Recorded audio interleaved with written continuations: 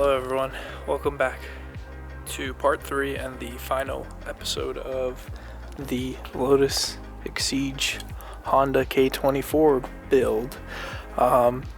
It's done. I did what I quite often do. Basically, I didn't record anything at all. I'm pretty sure. I'll put it in here if I did, but I'm pretty sure I didn't record anything from the moment I fired up the engine for the first time, from the part 2 video where it left off to now, and there's been quite a bit. It's been about 2 to 3 weeks now, and I just figured I'm actually gonna pop the clam open to go over a bunch of stuff with the motor anyways, so I just figured this would be the best time to record because I'll be able to actually access the car, because just by opening the hatch I can't really show you too much besides the engine and stuff. Yeah, it runs, drives. I believe, I'm trying to think of a timeline, but basically once I got it running and driving, I think over the next week, about 7 to 10 days, I basically buttoned up everything, made it run, drive, clutch, intake, exhaust, a lot of stuff. And then actually, as I said, my entire goal with this was I blew it up at the NASA December event, which was December 5th. And I had the Toyota motor out within a week of that. And I wanted to make it to the NASA January 30th and 31st event, which was a 2-day event at the same exact track. And good news is I did make it. The car ran and drove. It got tuned a week and some days before the event. I believe it was the January 21st. So this car was running and driving and everything by January 21st, and I actually drove it to the tuner like this with the entire rear clam off and everything. Highly illegal, but yeah, I made it. I drove like 30 minutes there. The base map was okay up to like 3,500 RPM, and then it broke apart, so I kind of just cruised around there, but other than that it drove fine. I got it tuned on a hub dyno, so technically I didn't need to break in the clutch or anything to have it dyno tuned, because they actually put load on in the gear, so technically you're not really slipping the clutch. Plus this clutch is rated for like 270, 280 wheel torque, and for the supercharger setup eventually, and for track use. And I only made 193 wheel torque because it's NA, basically completely stock. And then from there I actually daily drove the car basically from the dyno. I believe the first time I officially drove it on the street was to a Cars and Coffee on Saturday, which, here's some pictures. I buttoned up everything Friday night with putting on this rear clam and body and everything, which took a bit longer than I expected. I had to cut inside of the trunk, which I'll show in a second, to clear the headers. As you know, I had those ram head headers and stuff like that. Before the tune, literally the night before, I took it to my friend who does fab work down the street, and he basically cut the headers and made a 90 degree and made it go into the stock exhaust location. So the headers kind of go, make a 90, do a 180, go through this muffler, and then come out. And then I have another muffler back there that clamps onto this for an extra muffler for some tracks that have decibel noise limits. This is how I run it on the street setup. It's really honestly quiet. It's really not that loud, just even with one muffler. But I will be showing the actual exhaust work once this clam is up vertically. But I'm just trying to catch you guys up. So I did the full track day. I dailied it for a week before the track day because I had to put 500 miles on to break in the clutch. My commute to work is about 80 to 90 miles round trip to downtown Phoenix. And yeah, I literally drove it Monday through Friday. I think Monday it actually like poured heavily too, so I was just like, I just wanted to make sure it's waterproof because I like building the cars to drive, because I will street drive everything, whether it's like a full race car or not. And I actually had like a little bit of snow on that Monday as well, which is kind of crazy. But yeah, I daily drove this car, no heat, no radio, no anything. It just has working headlights, taillights, turn signals, and windows. That's really it. Dailied it, no issues at all, like literally at all. I like by Thursday and Friday, when the clutch was already kind of broken in, I was literally like beating on the car and I could not find any issues at all. And then we did the track day, Saturday, Sunday, and that went perfectly. Literally, it went perfectly. Oil temperatures, coolant temperatures all stayed very, very respectively, even after 4 to 6 hot laps, non-stop and stuff. It did 4 20-minute sessions Saturday and 4 20-minute sessions on Sunday. And then on Sunday, I did the time attack, which was like a 2 hot lap session. I placed second place in my class, which is like the highest class because the power to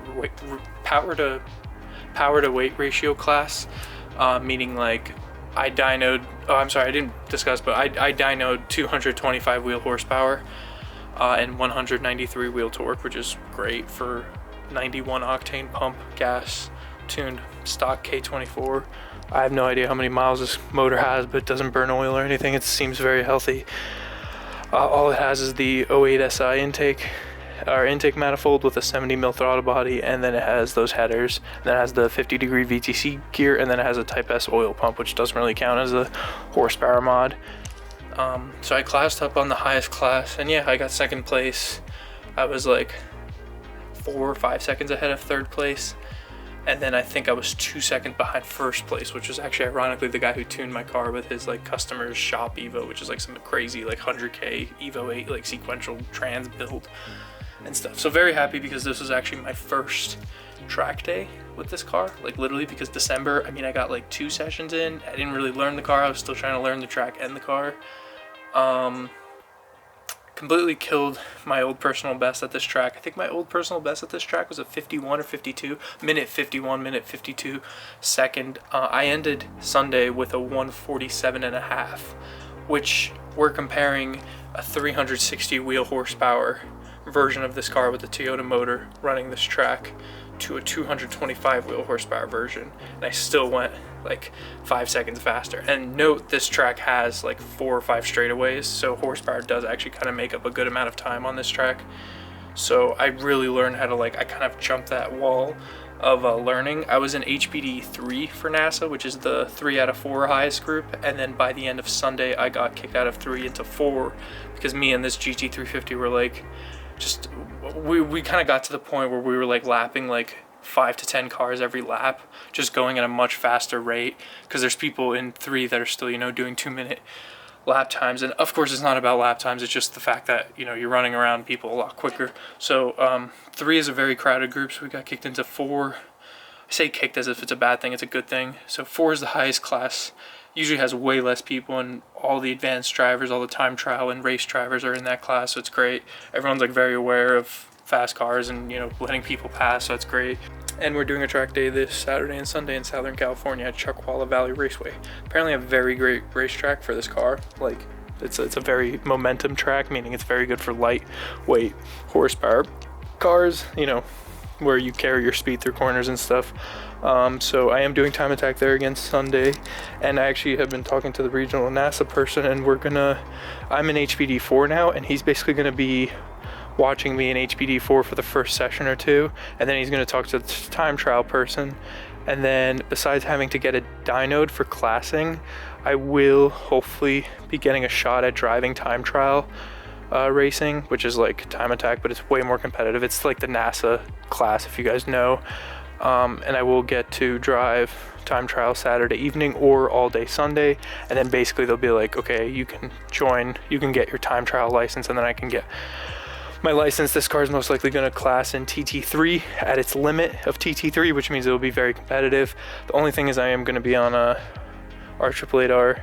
I'm actually going to be on R888Rs for the beginning of Saturday. I'm getting Nankang AR1s, which are the tires I used on my white Exige, which I think are a lot better than the R888R Toyos, because these fall off after 2 to 3 hot laps, get very greasy, very hot, even though I'm maintaining my target hot PSI temperatures.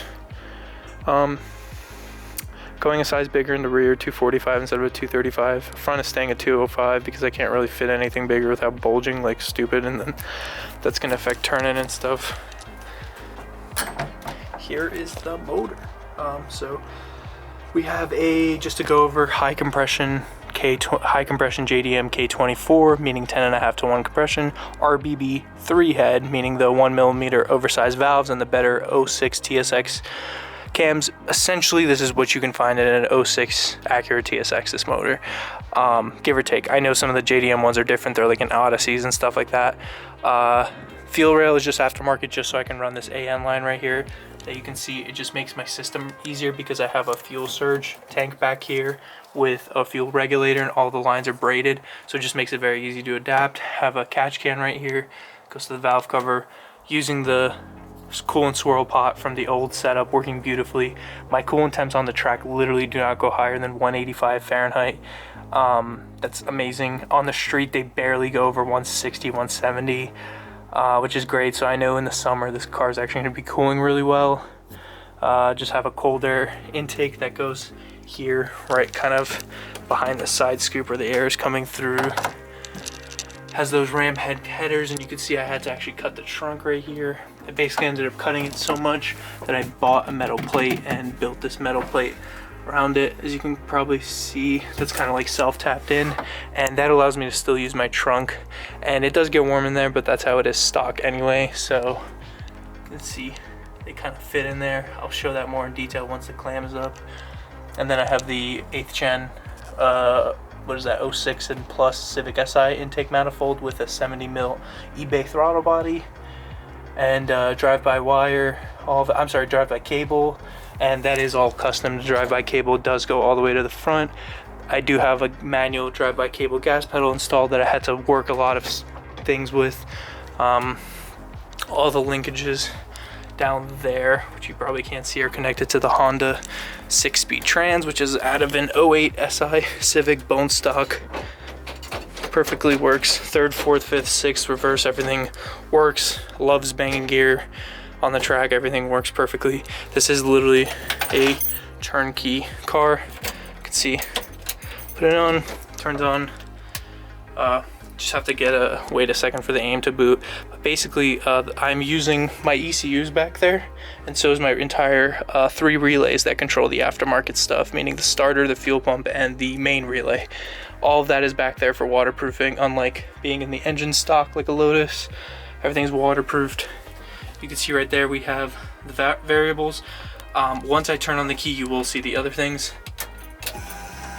See, pops up. And just like OEM,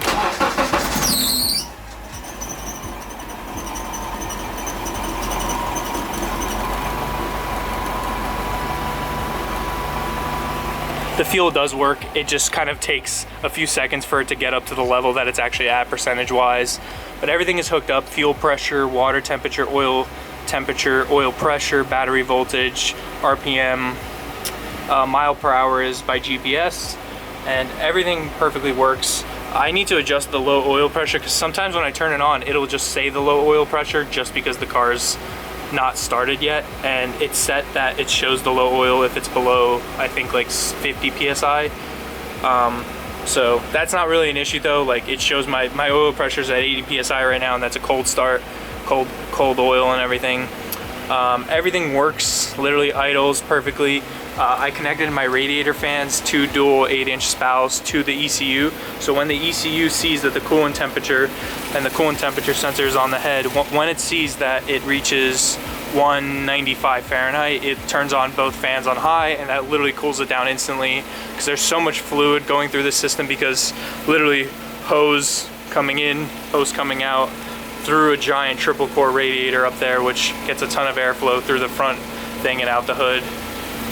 And yeah, everything literally, it's very quiet. It all works like OEM perfectly. So yeah, I will get this clam up in about 20 minutes and I'll show you more detail. I just wanted to, discuss the main things. It's awesome that the car is being successful on the track. That's the main thing I wanted. Seat time, reliability, and I really wanted a competitive car, and this car's actually been proving more competitive than not. I did quite well, not to toot my own horn, did quite well on my first track day realistically with this thing. Learned the car really quick. Learned, when you're tracking a car, there's a weird barrier, a mental barrier, where it prevents you from going really fast and starting to really set good competitive lap times.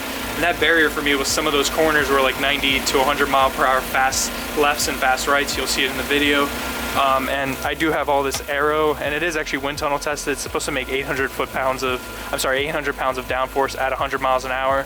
And the canard, the splitter, the giant diffuser, and this giant wing. And it definitely works because once I started getting comfortable and understood that the car could actually take those corners at that speed, my lap times absolutely started dropping. Every session I started going a second faster, knocking off time. And then my friend who also races his Lotus Exige and always wins in time trial 2 class, he actually hopped in the car with me. He showed me some of the racing lines and just lines to take that I wasn't understanding, and that made me go even faster. So it's been great, and hopefully I hope for another successful weekend. If this weekend goes well, in 2 weeks from this weekend I am doing Bondurant Looper track, which I actually broke down at my first time ever taking this car there when the immobilizer failed. But that's another 2-day event. And then literally the weekend right after Bondurant Looper, if that goes well, I'm doing Chuckwalla again in California, and that's actually going to be a VTEC Club Racer event. It's like a time attack thing for Honda only, and this car actually is good for the unlimited class because it is Honda powered. So that's going to be a lot of fast S2000s, I'm sure, and Civic Type Rs and stuff, and then I'll be there with the Lotus. And then on the Sunday it's more of an open track day, but just getting as much seat time as possible. Just literally any track day that's coming up, I'll literally do them back to back. I'll buy tires or whatever. I just literally just want to drive and get seat time with this. Can't explain that enough. I'm gonna turn off the car just because I don't want to get too insanely hot while I am about to work on it.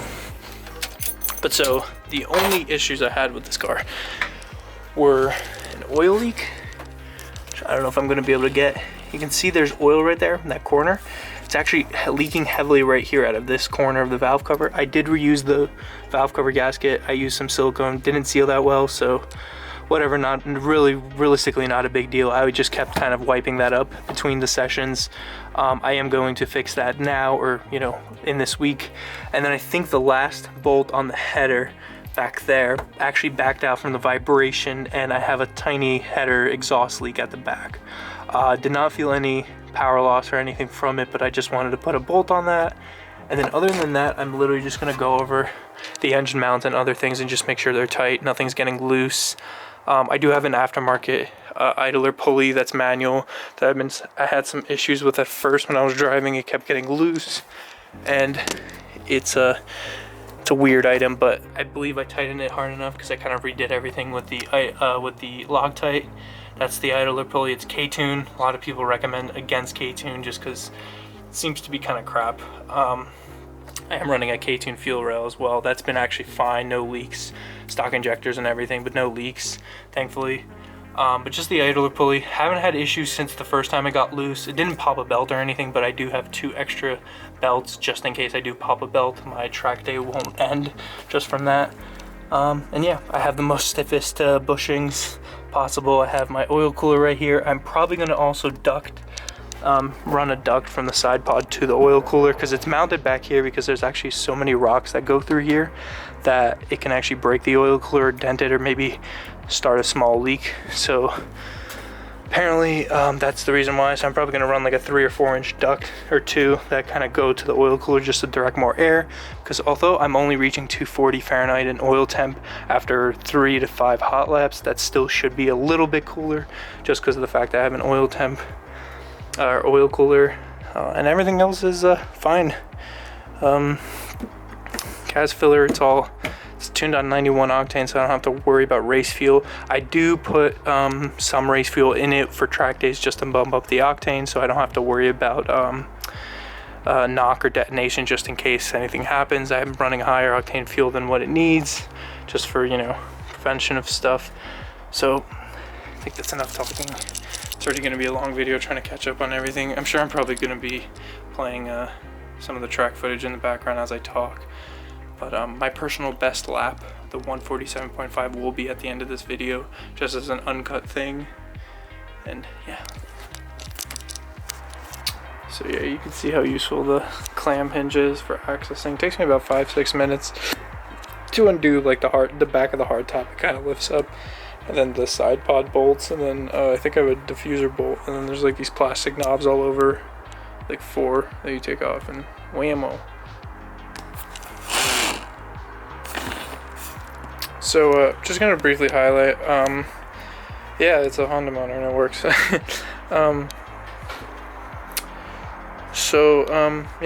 Engine mounts super stiff, very vibraty, but everything in this car is very vibraty. It's a race car, it goes vroom, the usual blah blah blah.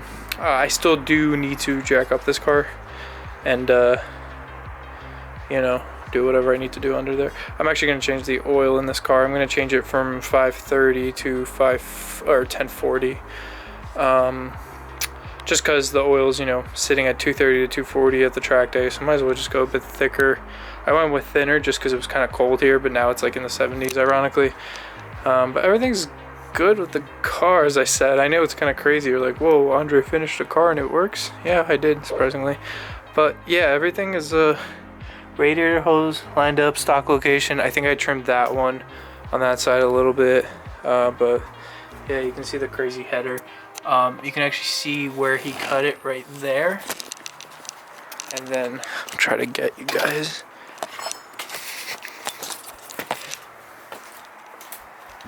And then I think right there you can see he did those beautiful pie cuts straight, and then it's a V band right there to the stock exhaust location, and that's the Honda O2 sensor right there plugged in, and that just goes around and comes out. You can see right there too. His welds are really nice. Yeah, you can see the horrible oil leak, by the way, how much oil. It's all coming from this corner right here. There's literally nowhere else the oil could leak from. Plus this like coolant temp sensor is covered with oil up top, so you know it's from the valve cover. Right here's the intake, like I told you. I might just get some ducting here too, just to route it 90 degrees so it's not going straight, so it's kind of going into the intake. The wiring is all, here's the Honda loom, kind of goes into the intake, and everything goes in there. I loomed everything up. It's proven to be waterproof because I've driven it in the rain multiple times and snow, and that does just go through the firewall right there. And then right there you could see the ECU, and my little relay box has access to it. Yeah, everything for the most part worked out quite well. It's just the reason I really didn't record is like things like the shift linkage down there. Kind of see it. That required a lot of time. That took like maybe 7 or 8 setups of redoing it, and yeah, redoing it and basically being like, oh, that doesn't work, I can't access this gear, I can't access reverse, or you know, it was just weird. Luckily all of that linkage is fully adjustable, so that helped, but it was kind of a pain. The linkage was definitely the thing I spent the most part on, because that is really what you're gonna feel, you know, feel the most driving the car. You can see this metal bracket, basically re-drilled, re-slotted a lot of it to move the locations of these linkage cables, but I know everything works fine now. You can see the linkages kind of wrap around the axles. The axles have been good too, and everything. Everything's good with the axle. Oh, you can see more of actually the oil leak. It's on top of the trans. So yeah, it's not good. That's why I'm fixing the oil leak. But once again, it's not hard to fix. I actually just called O'Reilly's, and I'm gonna go get the valve cover gasket kit right now, brand new for $35 with the grommets and everything. And then after that, I'll jack it up and probably do an oil change. I'll probably do that tomorrow since it's getting dark already. I was just gonna go get some parts and what I needed. I'm not in a rush. It's Monday, and this car just needs to be ready by Friday. It's really very minimal work. Oil change, gaskets, header bolt, very simple stuff. And yeah, I just want to show the swap to you guys. I actually, you know, finished a project for once in my life. But I'm really enjoying this car. If you guys can't tell, I have a lot more passion working on this car because I actually really love the Lotus, and my first car kind of taught me that. And even with my first car, I even kept saying I want to K-swap this, but there's no reason to K-swap something unless it blows up or isn't working. And this one blew up, so here we are, and it's honestly been great. Also, I get amazing gas mileage. I get 26, 27 highway MPG, which is amazing. Yeah, probably take some road trips soon to North Arizona with this thing, maybe next month after the track days. But it's awesome to have a car that can, you know, drive on the street. Obviously, it's not comfortable on the street, but I still love driving it because I love using my cars. I got all the NASA Tech stickers and stuff, and I'm really excited for this weekend for time trials and stuff. So I'm gonna leave you guys off with some track footage and stuff like that. Maybe I'll vlog at the track, but I don't really like to vlog much, if you guys haven't noticed. It's easier for me to smack a GoPro on, you know, track the car, blah blah blah, and show you guys, but it's really hard to document track footage with just in general document it, because I think track footage gets very boring when it's more than like 6 or 7 minutes without any commentary. I might just have to start doing commentary over my track footage, but most of the track footage I look of, besides my personal best lap, I don't really like, because clearly I was learning up to that point and I'm like, oh, I could have been faster here, could have been faster here. Then my personal best lap, even that I could have been faster in areas and stuff like that, because this car can do a low 40-second lap time on that track and stuff. And then with slicks I can be closer to a 40-second flat, which is like competing for first place and stuff. But yeah, I'm a super competitive person, so I'm very excited to use this car to its limits and really learn with it. But just wanted to do this video. Obviously you guys are not going to see the track footage and everything, so I'll leave you guys with that. I'll probably add some subtitles and captions and stuff as I edit it. Sorry once again it took me so long to do this, get this video out. I mean, the swap didn't really take long at all. It took like a month. But just want to let you guys know that it's all working, and let me know what you guys want to see with video wise. Not really sure what I can do video wise. Kind of wanted to take this on like a road trip, maybe like throw like a ski box to the roof, to the wing. I don't know, I like doing unconventional stuff with unconventional shit, especially race cars. So yeah, I will see you guys in the next video, which will be the track day this weekend at Chuckwalla Valley Raceway. You don't have to connect it, I just leave it. All right, thank you.